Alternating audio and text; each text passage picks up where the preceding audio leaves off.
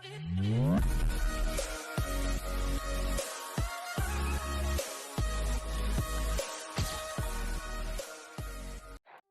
Business के purpose से effective follow up का क्या मतलब होता है?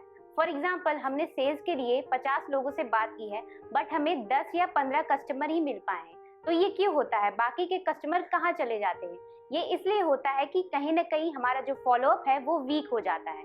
या तो हमने उनसे रूडली बात कर ली है, या तो हमने फॉलोअप 10 या 15 दिन में किया है, जो कि हमें 2 या 3 दिन में करना चाहिए था। इससे हमारे बिजनेस पे बहुत इम्पैक्ट पड़ता है। तो हम नहीं चाहते कि आप भी ऐसी गलती करें।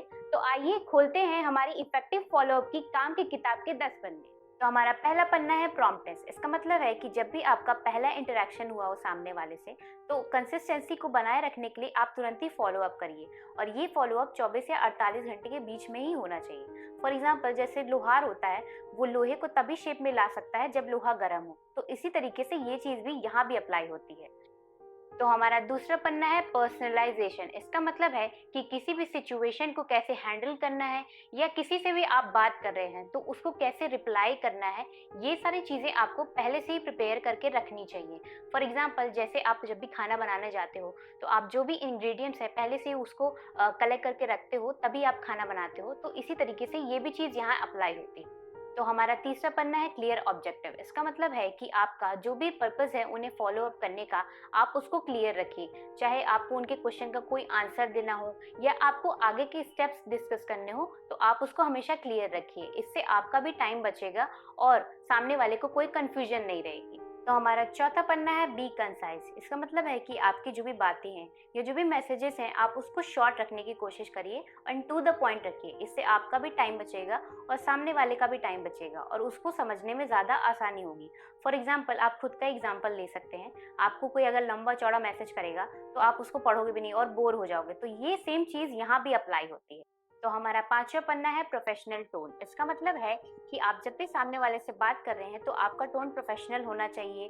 आप जो भी कन्वर्सेशन कर रहे हैं वो पोलाइट होनी चाहिए। आप उसको कामली हैंडल करिए और आपकी जो भी बातें हैं उसमें कोई भी ग्रामेटिकल मिस्टेक नहीं होनी चाहिए। इससे बहुत ही बुरा इम्पैक्ट पड़ता है सामने वाले पर।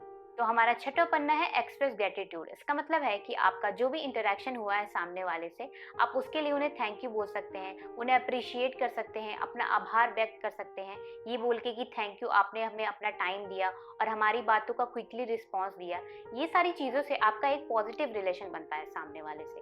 फॉर एग्जाम्पल, जैसे किसी भी पेड़ को ग्रो करने के लिए सनलाइट की ज़रूरत पड़ती है, बिल्कुल वैसे ही एक पॉजिटिव रिलेशन के लिए अप्रिशिएशन बहुत ही ज़रूरी होता है। तो हमारा सातवां पन्ना है प्रोवाइड वैल्यू। इसका मतलब है कि अगर सामने वाला आपको कोई इन्फॉर्मेशन दे रहा है तो आप उसकी बातों को ध्यान से सुनिए और वो जो भी बता रहा है उसको भी वैल्यू दीजिए। अगर उसको कोई और इन्फॉर्मेशन की ज़रूरत है तो आप उसको वो दीजिए। इससे सामने वाले का इंटरेस्ट बना रहता है। तो हमारा आठवां पन्ना है फॉलो थ्रू ऑन कमिटमेंट। इसका मतलब है कि आपने सामने वाले से अपने पहले इंटरेक्शन में अगर कोई कमिटमेंट दी है तो आप ये इंश्योर करिए कि आप अपने फॉलोअप में उसका ध्यान रखेंगे। इससे सामने वाले को आप पे भरोसा होता है और एक पॉजिटिव रिलेशन बनता है।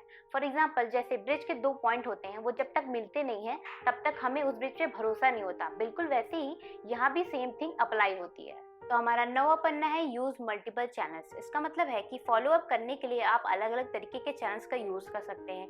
जैसे आप फोन कॉल कर सकते हैं या आप ईमेल कर सकते हैं। वही चीजें चूज करिए जो कि सामने वाले के लिए कंफर्टेबल हो और वो उसको इजीली यूज कर पाए। 10वां और आखिरी पन्ना है परसिस्टेंस विदाउट बीइंग पुशी। इसका मतलब है कि अगर आपके पहले फॉलोअप का कोई रिस्पॉन्स नहीं आता है तो आप दोबारा फॉलोअप करने के लिए हिचकिचाइए नहीं। उनसे एग्रेसिवली बात मत करिए और उनसे जो भी कन्वर्सेशन होगी आप उसको कामली हैंडल करने की कोशिश करिए और उनको सही टाइम पे रिस्पॉन्स करने के लिए बोलिए। आशा करती हूँ कि आपको 10 पन्ने समझ में आए। अगर आप इफेक्टिवली फॉलो अप करना चाहते हैं तो इन 2 पॉइंट पे जरूर ध्यान दीजिए। पहला, जब भी आप फॉलो अप कर रहे हैं तो आप 2 या 3 दिन में करिए। दूसरा, कि जब भी आप फॉलो अप कर रहे हैं तो रूडली बात मत करिए।